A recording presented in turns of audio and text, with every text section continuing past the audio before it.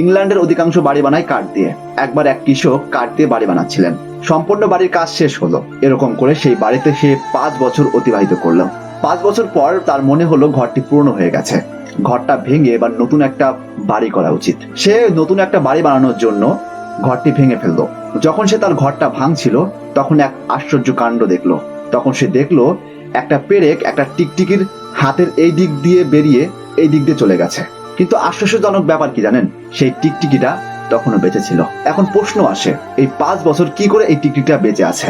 একটু ভাবুন তো, কিভাবে এই টিকটিকিটা বেঁচে আছে? ওকে, ভাবতে হবে না, আমি বলছি। ওই টিকটিকিটা যেখানে হাতে ব্রেকটা পুঁতেছিল ঠিক সেখানে অন্য একটা টিকটিকি থাকতো।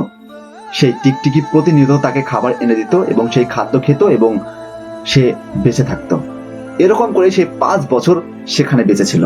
তো এই গল্প থেকে আমরা কি শিখতে পারি? এই গল্প থেকে আমরা এটাই শিখতে পারি যে আপনার জীবনে কোনো একটা মানুষ প্রয়োজন, যেই মানুষটা আপনাকে বিপদে সাহায্য করবে, যে আপনাকে প্রতিনিয়ত হেল্প করবে। বন্ধুর মতো একজন বন্ধু হলেই চলে, হাজার জনের প্রয়োজন হয় না। সব ভালো থাকবেন, নিজের খেয়াল রাখবেন। Take care.